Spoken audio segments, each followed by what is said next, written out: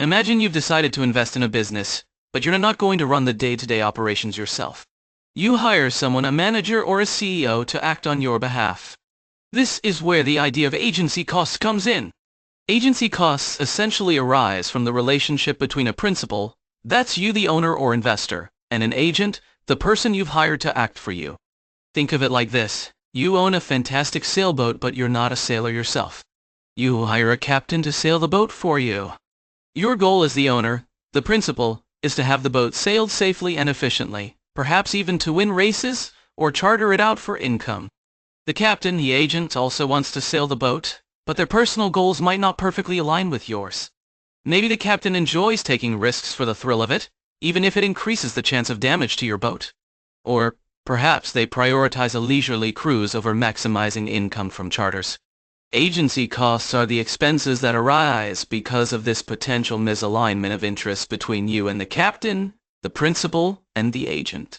These costs aren't just about money. They also represent lost opportunities or inefficiencies. There are generally three main types of agency costs. First, we have monitoring costs. These are the expenses you incur to keep an eye on your agent and make sure they are acting in your best interest. In our sailboat analogy, monitoring costs might be like installing GPS, tracking on the boat to see where it goes and how fast it's sailing. In a business context, monitoring costs could include things like hiring auditors to review financial records, establishing internal controls, or having a board of directors to oversee management. Essentially, it's the price of keeping watch.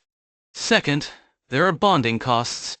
These are costs the agent incurs to reassure you, the principal, that they will act responsibly and in your interest. In our sailing example, the captain might take out insurance on the boat at their own expense to demonstrate their commitment to protecting your investment. In a business, bonding costs could be things like management providing audited financial statements, or agreeing to performance-based compensation, where their pay is tied to how well they perform for the shareholders. It's the agent putting their money where their mouth is to build trust. Finally, even with monitoring and bonding, there's often some degree of residual loss. This is the value that's lost, simply because the agent's interests and the principal's interests are never perfectly aligned.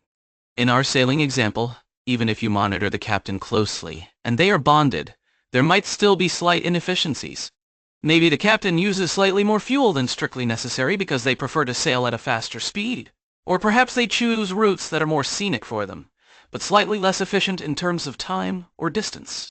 In a business, residual loss could be missed opportunities, slightly lower profits than potentially achievable, or decisions made that prioritize short-term gains for management over long-term shareholder value, even if they are within acceptable bounds of monitoring and bond.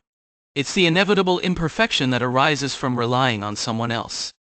Understanding agency costs is crucial in many areas, from corporate finance to personal relationships. Whenever you delegate responsibility or hire someone to act on your behalf, agency costs are likely to be present. The key is to be aware of these potential costs and implement mechanisms to minimize them through effective monitoring, bonding, and by fostering better alignment of interests between principals and agents. This understanding helps ensure that when you hire someone to sail your boat or run your business, you get the best possible outcome for your investment.